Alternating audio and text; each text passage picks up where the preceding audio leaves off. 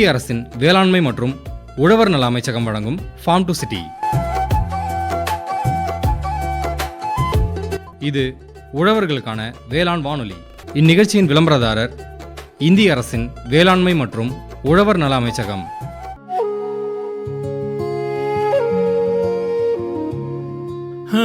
இந்த வருஷம் மகசூல் கொஞ்சம் குறைஞ்சிருச்சு. என்ன தம்பி, மண்ணை பரிசோதனை செஞ்சியா? இல்லையானே. முதல்ல உங்க மண்ணை பரிசோதனை செய்யுங்க. பிரதம மந்திரியின் மண் வள அட்டையால நம்ம மண்ணோட தன்மையை தெரிஞ்சு அதுக்கு ஏத்த மாதிரி எந்த உரம் எவ்வளவு போடணும்னு தெரிஞ்சுக்கலாம். செலவும் குறையும், மகசூலும் கூடும். அட அண்ணே, இது நல்லா இருக்கே.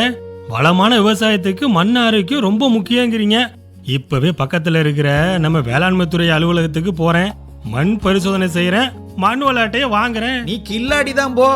வேளாண்மை மற்றும் விவசாயிகள் நல அமைச்சகம், இந்திய அரசு.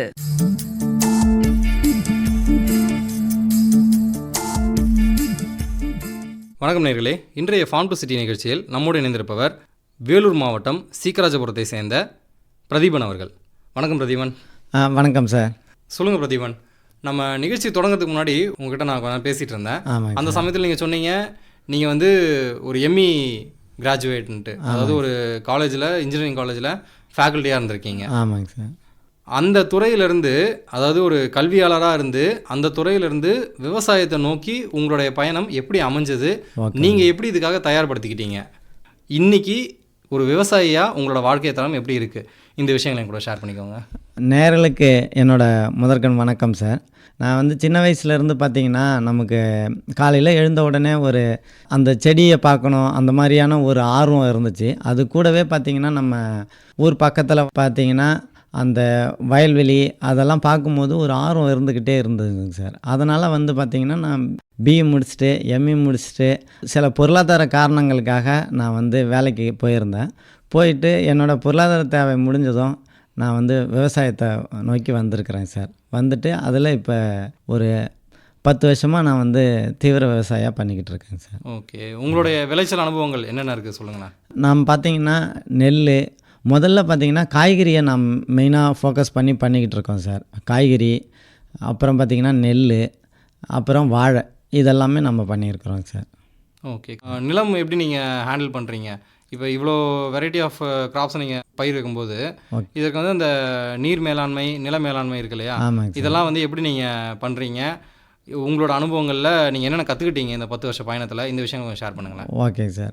அதாவது பார்த்திங்கன்னா, இப்போ என்னோடய அனுபவத்தில் நம்ம ஜெயிக்கணும் அப்படின்னா, நம்ம நெல் அந்த மாதிரி பயிர்களை விட காய்கறி, மிளகாய், இந்த மாதிரியான பணப்பயிர்களில் நம்மளால் வெற்றி பெற முடியுங்க சார். இதுக்காக பார்த்திங்கன்னா, நான் நிறையா ட்ரைனிங்ஸு, அதாவது கேவிகே, இந்த மாதிரி கவர்மெண்ட்டோட ட்ரைனிங்ஸ் எல்லாமே போய் அதிலேருந்து சில நுணுக்கத்தை கற்றுக்கிட்டோம். இப்போதைக்கு நம்ம ஆள் பற்றாக்குறையால் சொட்டு நீர் பாசனம் இந்த மாதிரி அமைச்சு நான் காய்கறியை பயிர் வச்சுருக்கிறோம் சார். இதில் மெயினாக பார்த்திங்கன்னா, உயிர் உரங்களோட பயன்பாட்டை நான் ஒரு 2 வருஷமாக அனலைஸ் பண்ணியிருக்கிறேன் சார். 2 வருஷமாக உயிர் உரங்களை பயன்படுத்தி பண்ணுறதால நம்ம இதில் ஜெயிக்க முடியுதுங்க சார். ஓகே, இன்னொன்று இப்போ இந்த பணப்பயிர்கள்னு சொல்லும்போது இந்த பூச்சி தாக்குதல் இருக்கு இல்லையா, இது ஒரு பெரிய பிரச்சனையாக இருக்கும். இந்த விஷயத்தை எப்படி நீங்கள் ஹேண்டில் பண்ணுறீங்க? இந்த பூச்சி தாக்குதலுக்காகவே தமிழ்நாடு வேளாண் பல்கலைக்கழகத்தை அணுகியிருக்கேன் சார். அங்கே என்டமாலஜி டிபார்ட்மெண்ட் மூலயமா அங்கே பூஞ்சான கொல்லி, பூச்சிக்கொல்லி, அதாவது உயிரிகள் மூலமாக அந்த பூச்சை கண்ட்ரோல் பண்ணுறதுக்கு ட்ரைகோகிராமா ஜப்பானிக்கம், அதாவது ஒட்டுண்ணி அட்டையை நான் மேக்ஸிமம் பயன்படுத்துகிறேங்க சார். ஒட்டுண்ணி அட்டையை பயன்படுத்துகிறேன். அடுத்து பூஞ்சான நோயை தடுக்கிறதுக்கு பிரேவியா பிரேசியானா, பேசிலஸ் சப்டிலஸ் போன்ற உயிர் பூஞ்சான கொல்லியை பயன்படுத்தி அதை கண்ட்ரோல் பண்ணுறேங்க சார். நான் 100% கெமிக்கலை பயன்படுத்துகிறதே இல்லைங்க சார். கெமிக்கலை பயன்படுத்தாமல் நம்ம பண்ணிக்கிட்டு இருக்கோங்க சார். ஓகே, ஆனால் நீங்கள் இப்போ லார்ஜ் ஸ்கேலில் பண்ணும்போது இப்போ நீங்கள் ஆல்மோஸ்ட் நிறைய நிலங்களை குத்தகை எடுத்து பண்ணுறதா சொல்கிறீங்க. எவ்வளோ நிலப்பரப்பு நீங்கள் பண்ணுறீங்க? இப்போது ஒரு 35 ஏக்கர் கிட்டத்தட்ட நான். ஓகே, இப்போ நீங்கள் 35 ஏக்கர் இப்போ பண்ணிட்டு இருக்கீங்க. இன்னும் நீங்கள் இதை ஸ்கேல் அப் பண்ணணும்னு தான் நினைப்பீங்க. இன்னும் அதிகப்படுத்தணும், இந்த நிலப்பரப்பை இன்னும் குத்தகை அதிகமாக எடுக்கணும், இல்லை வாங்கி நீங்கள் விவசாயம் பண்ணுறதுக்கு எதிர்பார்ப்பீங்க. அந்த சமயத்துலையும் இதே ஆர்கானிக் ஃபார்மிங் 100% பாசிபிளா, இல்லை அந்த சமயத்தில் வேறு ஏதாவது சப்ஸ்டியூட் தேவைப்படுமா? அதை நீங்கள் எப்படி?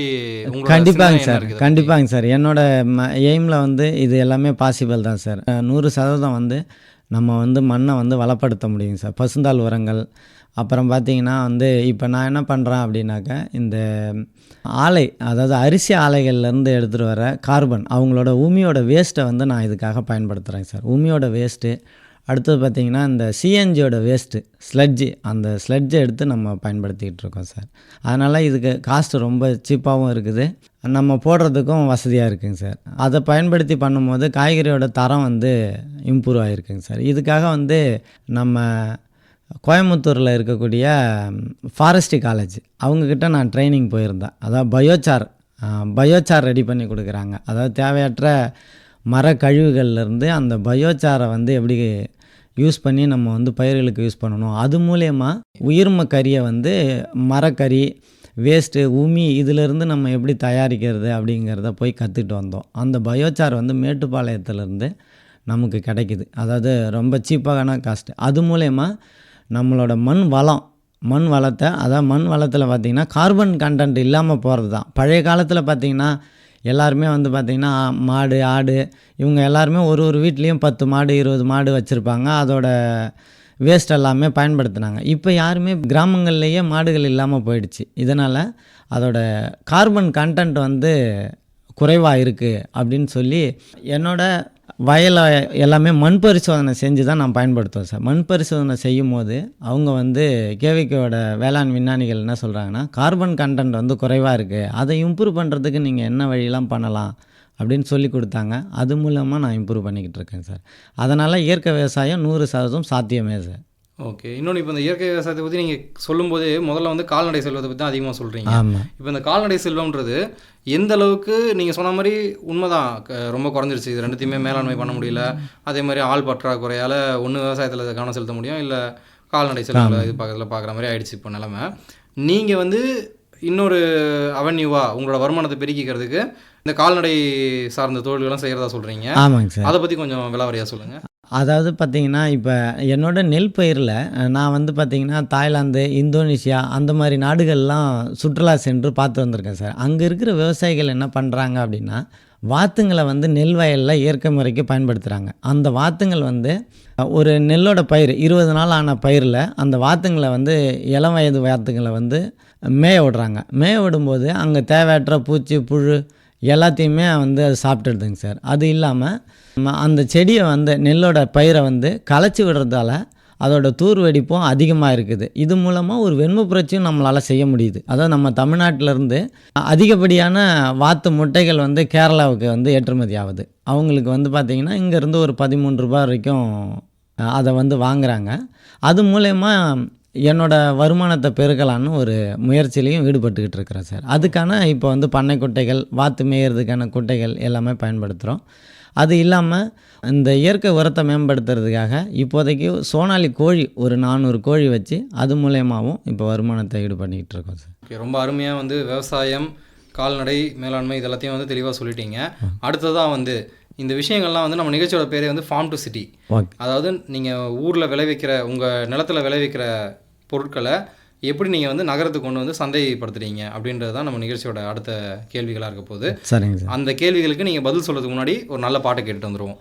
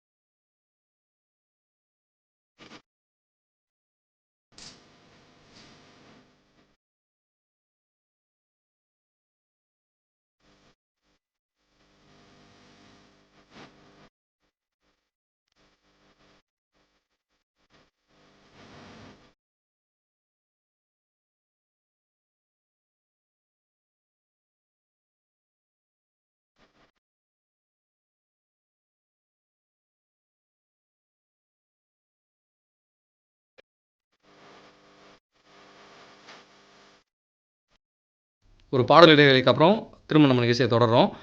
சொல்லுங்கள் பிரதீபன், சந்தைப்படுத்துதல் பாதுகாத்து விளைவிச்சு ஒரு தரமான இயற்கை விவசாயம் மூலயமா ப்ரொடியூஸ் பண்ணதை நீங்கள் கொண்டு வந்து மார்க்கெட்டிங் பண்ணி ஒரு நகரம், அதாவது மக்கள் தொகை பெரியதளவில் இருக்கக்கூடிய நகரங்களில், ஆமாங்க சார். டவுனில் விற்கும்பொழுது எந்த மாதிரி டெக்னிக்ஸை ஃபாலோ பண்ணுறீங்க, இதுக்கு உங்களுக்கான சப்ளை செயின் எப்படி இருக்குது, இந்த விஷயங்களை கொஞ்சம் ஷேர் பண்ணுங்களேன்.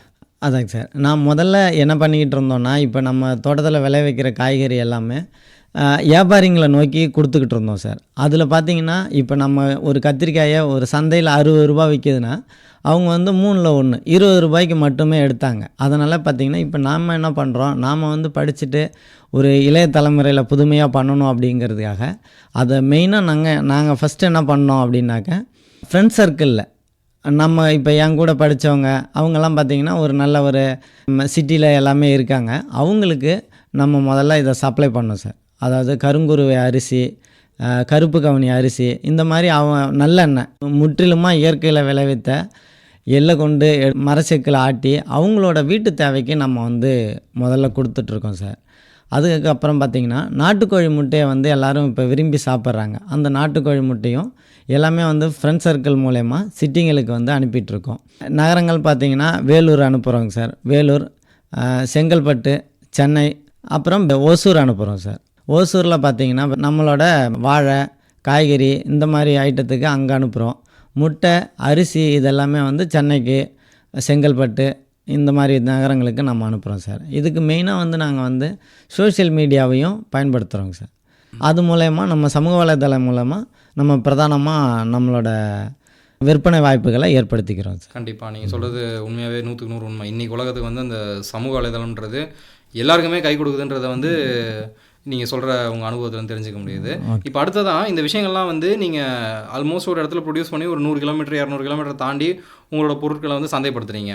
அந்த சமயத்தில் இதற்கான போக்குவரத்து, அந்த பொருட்களை வந்து பாதுகாப்பாக கொண்டு போகிறதுக்கு இதற்கான டெக்னாலஜிலாம் எப்படி வளர்ந்துருக்கு, நீங்கள் வந்து எப்படி அதெல்லாம் அடாப்ட் பண்ணிக்கிறீங்க, இன்னும் என்ன மாதிரி டெக்னாலஜிஸ்லாம் வரணும்னு நீங்கள் ஏதாவது ஆசைப்படுறீங்க, இந்த விஷயங்களை ஷேர் பண்ணுங்களேன். அதாவது இப்போ என்னென்னா, இப்போ இருக்கிற இதில் வந்து நிறையா டிரான்ஸ்போர்ட்டர்ஸ் இருக்காங்க சார். நிறையா அவங்க மூலயமா நம்ம அனுப்பிடுறோம். முன்னெல்லாம் பஸ்ஸில் கொடுத்துட்ருந்தோம். அப்புறம் பார்த்திங்கன்னா நாங்கள் வந்து பைக்கில் எடுத்துகிட்டு போய் கொடுத்தோம். இது மாதிரி தூரமான நகரங்களுக்கு எங்களால் வந்து பைக்லேயோ எங்கள் ஓன் வெஹிக்கிள் கொண்டு போனோன்னாக்கா நிறைய செலவினங்கள் ஆகிறதால நம்ம டிரான்ஸ்போர்ட்டில் இப்போதைக்கு கொடுத்துட்ருக்கோம் சார். இதுவே சில பையர்ஸ் வந்து நேரடியாகவும் வந்து நம்ம வயலில் எடுத்துக்கிறாங்க. இன்னும் இதுக்கான அதாவது கிராமங்கள்லேருந்து நகரங்களுக்கு கொண்டு வர்றதுக்கு அரசு சார்பாக விவசாயிகளோட விளைபொருளை கொண்டு வர்றதுக்கான சிறப்பு ஏற்பாடுகள் இருந்தால் இன்னும் நல்லா இருக்குங்க சார். அடுத்ததாக இப்போ உங்களுக்கு நீங்கள் வந்து ஒரு ஹைலி குவாலிஃபைடு யூத், நீங்கள் வந்து விவசாயம் எடுத்துருக்கிறது வந்து உண்மையாகவே நிறைய பேருக்கு நீங்கள் கொடுக்குற தகவலாகட்டும், உங்களை பார்த்து இன்ஸ்பயர் ஆகி நிறைய பேர் வந்து விவசாயத்தை நோக்கியும் வரலாம். இவங்க வரவங்களுக்கு வழிகாட்டுதல்களாக எந்தெந்த இடங்கள் இருக்குது, அரசாங்க சைட்லேருந்து என்னென்ன சப்போர்ட் இருக்குது, இந்த தகவலை கொஞ்சம் ஷேர் பண்ணுங்களேன். அதாவது விவசாயங்கிறத வந்து நம்ம இந்தியாவில், அதாவது இந்தியாவோட முதுகெலும்பாக நம்ம விவசாயத்தை சொல்கிறோம். அப்படிப்பட்ட முதுகெலும்பான விவசாயத்தை புதிய தலைமுறையும் வந்து செய்யணும் அப்படிங்கிறது என்னோட விருப்பம். அதாவது மற்ற தொழில் மாதிரி இதுவும் ஒரு லாபகரமான தொழில். அந்த லாபகரமான தொழிலாக அதை மாற்றுறதுக்கு நம்ம பழைய மாதிரியே இல்லாமல், அதாவது வேளாண் விஞ்ஞானிகளோட அறிவுரைகளை கேட்டு நம்ம விவசாயத்துக்கு வரணும். அடுத்தபடியாக பார்த்திங்கன்னா பல்வேறு தொழில்நுட்பங்கள் வந்திருக்குது.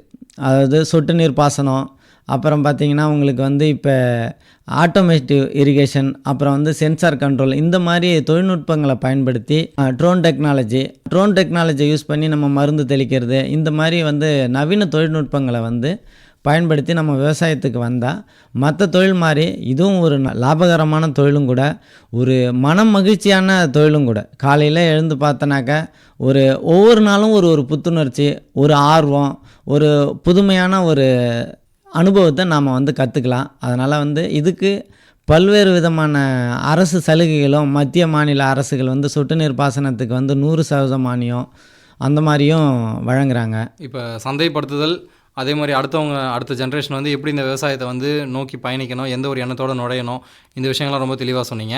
அடுத்ததாக இப்போ நீங்கள் இந்த அரசாங்கத்தோடைய சப்போர்ட் சிஸ்டத்தை பற்றி பேசுறதுக்கு முன்னாடி ஒரு பாடலை கேட்டு வந்துடுவோம்.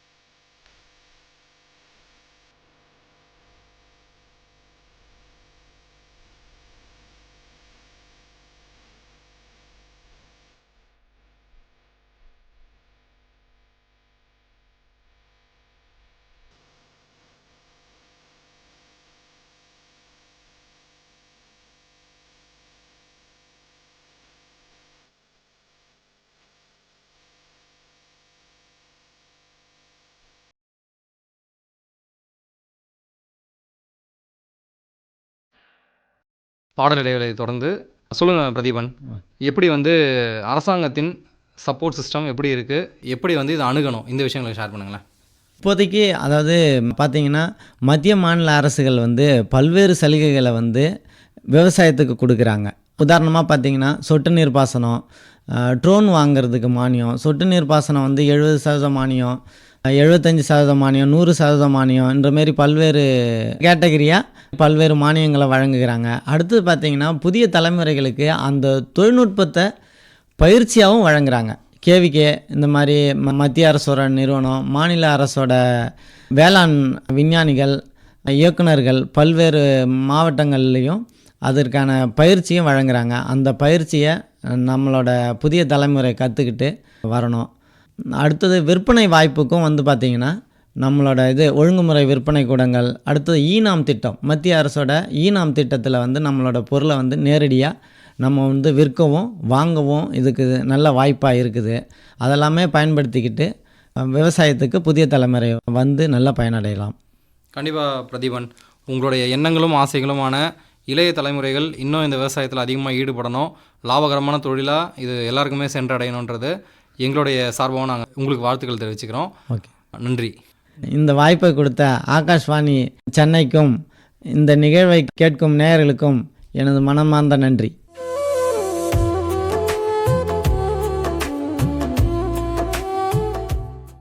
நேயர்கள் இதுவரை கேட்டது இந்திய அரசின் வேளாண்மை மற்றும் உழவர் நல அமைச்சகம் வழங்கும் ஃபார்ம் டு சிட்டி நிகழ்ச்சி. இந்நிகழ்ச்சியின் விளம்பரதாரர் இந்திய அரசின் வேளாண்மை மற்றும் உழவர் நல அமைச்சகம்.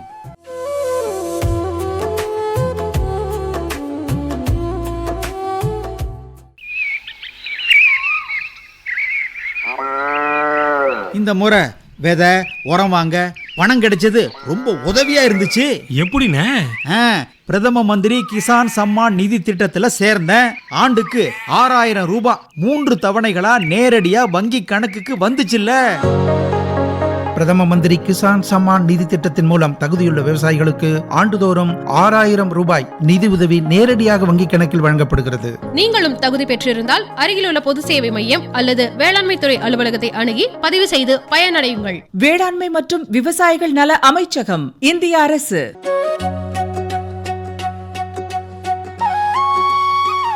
சார், விதை வாங்க பணம் தேவை, என்ன செய்யறது?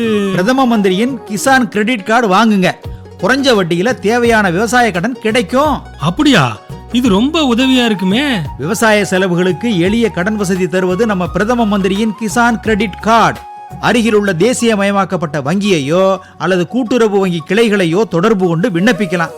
உங்களை மாதிரி விவசாயிகளோட வளர்ச்சிக்கு கிசான் கிரெடிட் கார்டு உறுதுணையா இருக்கும். வேளாண்மை மற்றும் விவசாயிகள் நல அமைச்சகம், இந்திய அரசு.